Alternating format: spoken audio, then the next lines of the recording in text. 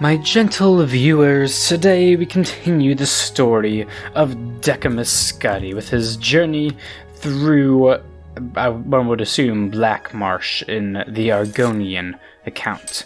I don't know. We'll see if it's actually in Black Marsh, but I mean, if it's based off Argonians, one would imagine so. And yeah, there are 4 books in the story in total. So today we shall be reading the first 2 books. The Argonian Account, Book 1. This time it's actually called books. Last time it was referred to as both volumes and chapters, and now they're books.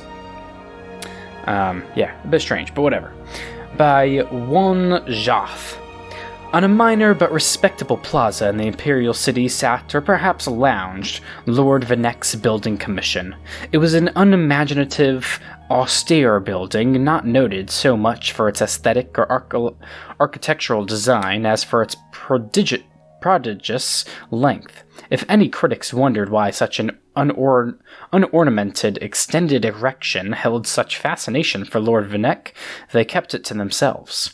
In the 398th year of the Third Era, Decimus Scuddy was a senior clerk at the Commission.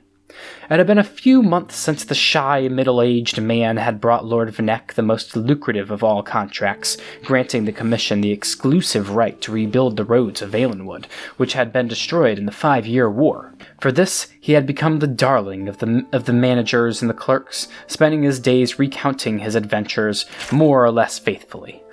Although he did omit the ending of the tale, since many of them had partaken in the celebratory Anthrapa roast provided by the Silentry, informing one's listeners that they've gorged on human flesh improves very few stories of any good taste. Oh, it was the 2 rubies representing that guy. Oh my god, representing the whoever those 2 fuckers were that came with him. I think? I'm not sure. Why was that human flesh? Oh my god, I mean, it makes sense why he vomited now, but I'm still confused, but okay. Scotty was neither particularly ambitious nor hardworking, as he did not mind that Lord Venek had given him anything to actually do. Whenever the squat little gnomish man would happen upon Decimus Scuddy in the offices, Lord Venek would always say, "You're a credit to the Commission. Keep up the good work." In the beginning, Scotty had worried that he was supposed to be doing something, but as the months went on, he merely replied, "Thank you, I will." There was, on the other hand, the future to consider. He was not a young man, and though he was receiving a respectable salary for someone not doing actual work, Scotty considered that soon he might have to retire and not get paid for not doing work.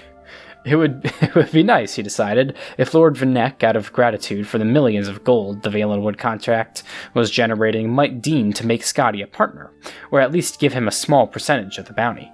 I thought he just got a certain amount of money just from going down there. Or maybe he just got the new job role. Whatever.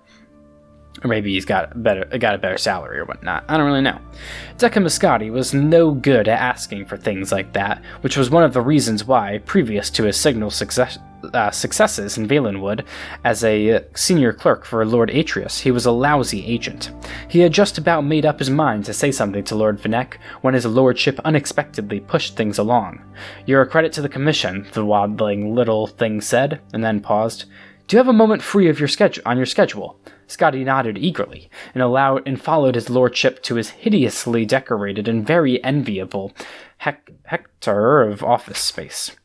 "Zenithar blesses us for your presence at the Commission," the little fellow squeaked grandly. "I don't know whether you know this, but we were having a bad time before you came along. We had impressive projects for certain, but they were not successful. In Black Marsh, for example, for years we've been trying to improve the roads and other routes of travel for commerce. I put my best man, Flessus Tijo, yeah, sure, on it, but every year, despite staggering investments of time and money, the trade along those routes only gets slower and slower. Now we have your very clean, very, very profitable Valenwood contract to boost the Commission's profits. I think it's time you were rewarded." Scotty grinned, a grin of great modesty and subtle avarice, I don't know. "I want you to take over the Black Marsh account from Flessus Tijo." Scotty shook as if as if awaking from a pleasant dream to hideous reality. "My lord, I couldn't." "Nonsense," chirped Lord Vanek. "Don't worry about Tio. He will be happy to retire on the money I give him, particularly as soul-wrenchingly difficult as this Black Marsh business has been. Just your sort of a challenge, my dear Decimus." Scotty couldn't utter a sound, though his mouth feebly formed the words "no" as Lord Vanek brought out the box of documentation on Black Marsh. "You're a fast reader," Lord Vanek guessed. "You can read it all en route. En route, too. Black Marsh, of course," the tiny fellow giggled. "You are a funny chap. Where else would you go learn about the work that's being done, and how to improve it?"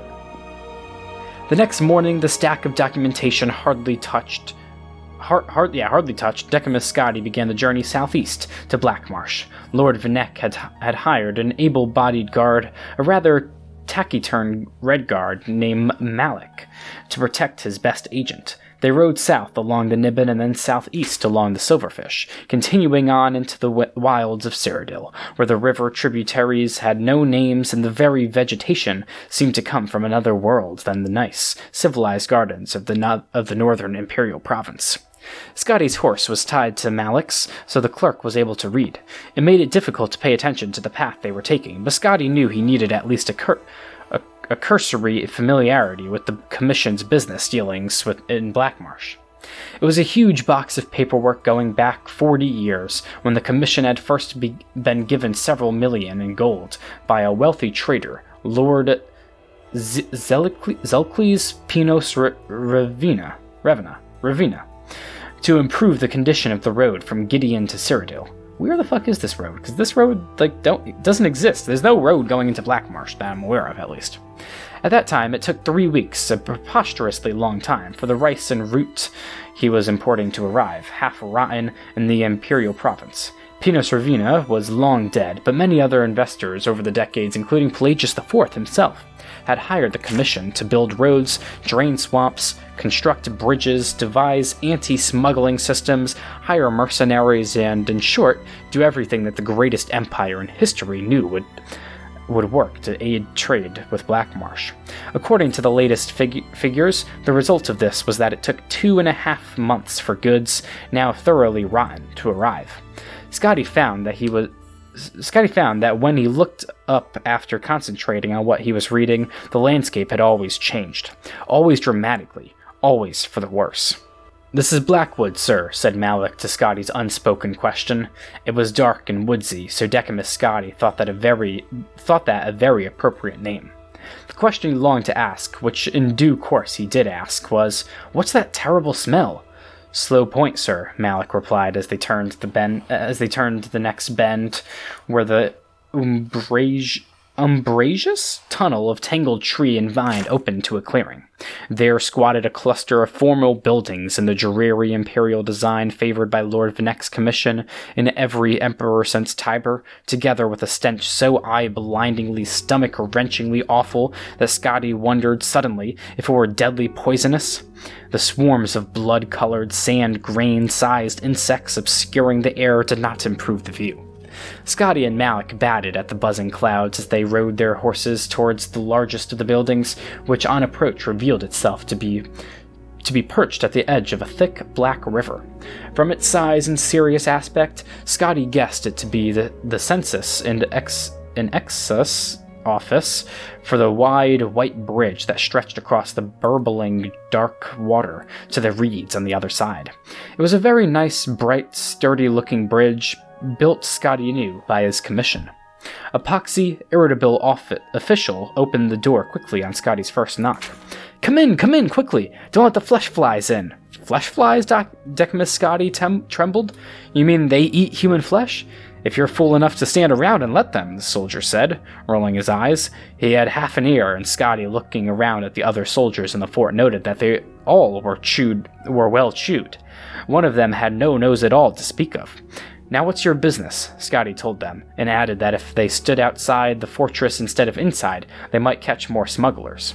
"You better be more concerned with getting across that bridge," the soldier sneered. "Tide's coming up, and if you don't get a move on, you won't get to Black Marsh for 4 days." That was absurd. A bridge swamped by a rising tide on a river? Only the look in the soldier's eyes told Scotty he wasn't joking. Upon stepping out of the fort, he saw that the horses, evidently tired of being tortured by the flesh flies, had ripped free of their restraints and were bounding off into the woods.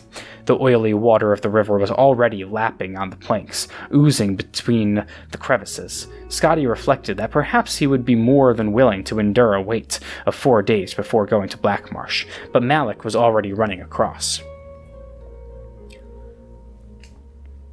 That would be really interesting to have a Black Marsh game where, like the water, you can like see the water actually like rise and like go up and down. That would be really cool. Unlock like certain unique areas that you can only get to when the tide's low and whatnot. Scotty followed him, wheezing. He was not in excellent shape and never had been. The box of commission materials was heavy. Halfway across, he paused to catch his breath and then discovered he could not move. His feet were stuck. The black mud that ran through the river was a thick, gluey paste, and having washed over the plank Scotty was on, it held his feet fast. Panic seized him. Scotty looked up from his trap and saw Malik leaping from plank to plank ahead of him, closing fast on the reeds on the other side. "Help!" Scotty cried. "I'm stuck!" Malik did not even turn around, but kept jumping. "I know, sir. You need to lose weight." What a fucking asshole. But I mean, he's right, probably. Decimus Scotty knew he was a few pounds over and had meant to start eating less and exercising more, but embarking on a diet hardly seemed to promise timely aid in his current predicament. No diet on Nirn would have helped him just then. However, on reflection, Scotty realized that the Red Guard intended that he drop the box of documents, for Malik was no longer carrying any of the essential supplies he had with him previously. With a sigh, Scotty threw the box of commission notes into the glop and felt the plank under him rise a quarter of an inch, just enough to free him from the mud's clutches. With an agility born of extreme fear, Scotty began leaping after Malik, dropping onto every third plank and springing up before the river gripped him. In 46 leaps, Decimus Scotty that's very specific. Decimus Scotty crashed through the reeds onto the solid ground behind Malik and found himself in Black Marsh. He could not hear behind him a slurping sound. Wait, what? He could not. Where do I see these words to me? He could hear behind him a slurping sound as the bridge in his container of important and official records of commission affairs was consumed by the rising flood of dark filth, never to be seen again. Well, now, that really sucks. Also, side note, why does the second book have a different cover? That's very, very, very peculiar. Alright, the Argonian Account, Book 2. Decimus Scotty emerged from the dirt and reeds, exhausted from running, his face and arms sheathed in red flesh flies. Looking back towards Cyrodiil... he was still in Cyrodiil. Now he's in Black Marsh, right? Where the fuck is that meant to be in Cyrodiil? Okay, sure. Looking back towards Cyrodiil, he saw the bridge disappear beneath the thick black river. Oh, I suppose I could just never see it because it was covered by the river. And he knew he was not getting back until the tide went down in a few days' time. The river also held in its adhesive depths. The river also held in its adhesive depths his files on the Black Marsh account. Yes, that sentence does make sense to me. He would have to rely on his memory for his contacts in Gideon. Well, it's a good thing he was only reading those on the way there. Malik... Oh, wait, it's Malik? I thought it was Malik. Malik was purposefully striding through the reeds ahead, flailing ineffectually at the flesh flies. Scotty hurried after him. "We're lucky, sir," said the Red Guard, which struck Scotty as an extraordinarily odd thing to say until his eyes followed where the man's finger was pointing. "The caravan is here." 21 rusted, mud-spattered wagons with rotting wood and wobbly wheels sat half-sunk in the soft earth ahead. A crowd of Argonians, gray-scaled and gray-eyed, the sorts of sullen manual laborers that were common in Cyrodiil, pulled at one of the wagons which had been detached from the others. As Scotty and Malik came closer, he saw it was filled with a cargo of black berries so decayed that they had become hardly recognizable. More a festering jelly than a wagon load of fruit. Yes, they were going to the city of Gideon, and yes, they said Scotty could get a ride with them after they were finished unloading the shipment of lumberries. How long ago were they picked? Scotty asked, looking at the wagon's rotten produce. The harvest was in last seed, of course, said the Argonian, who seemed to be in charge of the wagon. It was now sun's dusk, so they had been en route from the fields for a little over 2 months. Clearly, Scotty thought, there were problems with transportation, but fixing that, after all, was what he was doing here as representative of Lord Vinek's building commission. It took close to an hour of the berries rotting to even more in the sun for the wagon to be pushed to the side, the wagons in front of him and behind it to be attached to one another, and one of the 8 horses from the front of the caravan to be brought around to the now independent wagon. The laborers moved with dispirited lethargy, and Scotty took the opportunity to inspect the rest of the caravan and talk to his fellow travelers.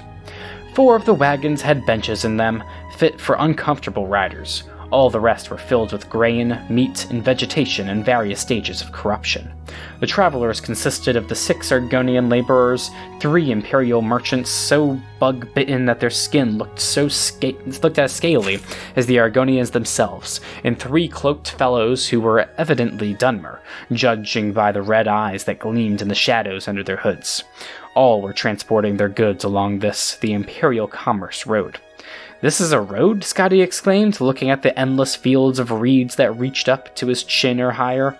"It's solid ground, of a sort," one of the hooded Dunmer shrugged. "The horses eat some of the reed, and sometimes we set fire to it, but it just grows right back up." Finally, the wagon master signaled that the caravan was ready to go, and Scotty took a seat in the 3rd wagon with the other Imperials. He looked around, but Malik was not on board. "I agreed to get you to Black Marsh and take you back out," said the Red Guard, who had plumped down a rock in the sea of reeds and was munching on a hairy carrot. "That's fucking nasty. I'll be here when you get back." Scotty frowned, and not only because Malik had dropped the deferential title Sir while addressing him. Now he truly knew he was in Black Marsh. Now he truly knew no one in Black Marsh, but the caravan slowly grinded and bumped forward, so there was no time to argue. A noxious wind blew across the Commerce Road, casting patterns in the endless, featureless expanse of reeds.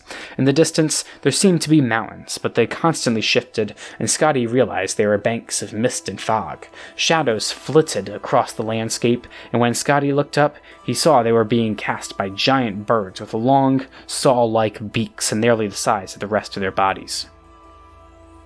Hackwings, Chero, Gemellus, an Imperial on Scotty's left, who might have been young but not looked old and beaten, muttered, "Like everything else in this damnable place, they'll eat you if you don't keep moving.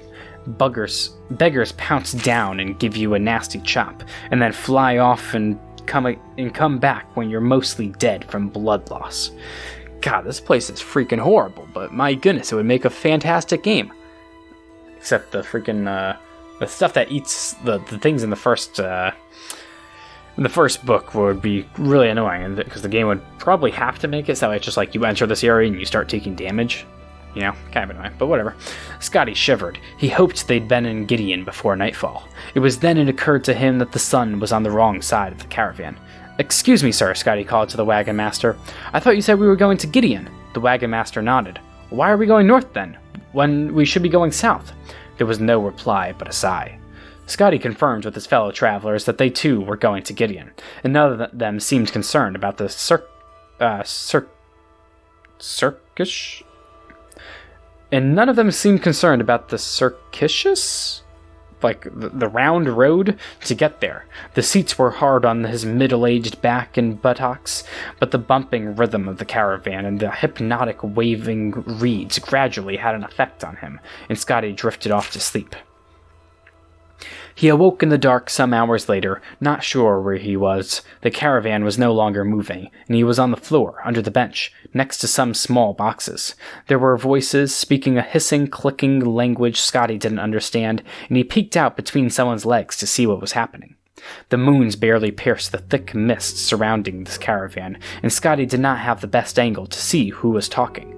For a moment, it looked like the gray wagon master was talking to himself, but the darkness had movement and moisture, in fact, glistening scales. It was hard to tell how many of these things there were, but they were big, black, and the more Scotty looked at them, the more details he could see. When one particular detail emerged, huge huge mouths filled with dripping, needle-like fangs. Scotty slipped back under the bench. Their black little eyes had not fallen on him yet. The legs in front of Scotty moved and then began to thrash, as their owner was grabbing and pulled out of the wagon. Scotty crouched further back, getting behind the little boxes. He didn't know much about concealment, but he had some experience with shields. He knew that having something, anything, in between you and bad things was always good. Wow, what a genius. A few seconds after, and just like that, this book became a skill book for Block. A few seconds after the legs had disappeared from sight, there was a horrible scream, and then a second and a third. Different timbres, different accents, but the same inarticulate message. Terror and pain. Horrible pain. Scotty remembered a long-forgotten prayer to the god Stendar and whispered it to himself. Then there was silence. Ghastly silence that lasted only a few minutes, but which seemed like hours, years. And then the carriage started rolling forward again. Scotty cautiously crawled out from under the carriage. Kiro? I'm going to call him Kiro. Kiro Gemellus gave him a bemused grin. There you are, he said. I thought the Nagas took you. Nagas? Nasty characters, Gemellus said, frowning. Puff adders with legs and arms 7 feet tall, 8 when they're mad. Come from the inner swamp, and they don't like it here much, so they're particularly peevish. You're the kind of posh imperial they're looking for. Scotty had never in his life thought of himself as posh. I have. His mud and flesh fly bespeckled clothing seemed eminently middle class at best to him. What would they want me for? To rob, of course, the Imperial smiled, and to kill. You didn't notice what happened to the others, the Imperial frowned, as if struck by a thought. You didn't sample from those boxes down below, did you? Like the sugar, do you? Gods no, Scotty grimaced. The Imperial nodded, relieved. You just seem a little slow. First time to Black Marsh, I gather? Oh, hi-ho. Hist piss. Hist piss. Oh, boy. Got the hiss sap going. Scotty was just about to ask Gemellus what that vulgar term meant when the rain began. It was an inferno of foul-smelling, yellow-brown rain that washed over the caravan, accompanied by the growl of thunder in the distance. God, he's going through so much shit, and he's back into the storm as well. Gemellus worked to pull the roof up over the wagon, glaring at Scotty until he helped with the laborious processes. He shuddered, not only from the cold damp, but from contemplation of the disgusting precipitation pouring down on the already nasty produce in the uncovered wagon. We'll be dry soon enough, Gemellus smiled, pointing out into the fog. Scotty had never been to Gideon, but he knew what to expect. A large settlement, more or less laid out like a imperial city, with more or less imperial style architecture, and all the imperial comforts and traditions, more or less, probably a lot less. The jumble of huts half sunk in the mud was decidedly less. Exactly. Where are we? Asked Scotty, bewildered. Hixenoeg, replied Gemellus, pronouncing the queer name with confidence. You were right. We were going north when we should have been going south. Oh, wow, what a crazy thought. Scotty, you should have known it wouldn't be that easy, my dude. You should have known. Oh, I forgot I'm still invisible. Whatever, I guess it doesn't really matter. Alright, let's put these 2 books in our red books chest. You're going to count book 1 and book 2. Cool. Well, that is going to do it for this video. In the next video, we shall be robbing everything from, I think we're going to go to Anvil. Will be our next city. We'll do Anvil, we'll do Coral, we'll do Bruma, we'll do Shaden Hall last. But yeah, and then in the video after that, we'll continue the story of Decimus Scotty. But until the next video, thank you for watching. Don't forget to like, comment, subscribe, and goodbye. I don't wanna see the glow without you. Refuse to even leave my home without you. Or my brain's gonna explode without you. I don't even know how to cope without you. Cause I don't wanna see the glow without you. Refuse to even leave my home without you. Or my brain's gonna explode without you. I don't even know how to cope without you.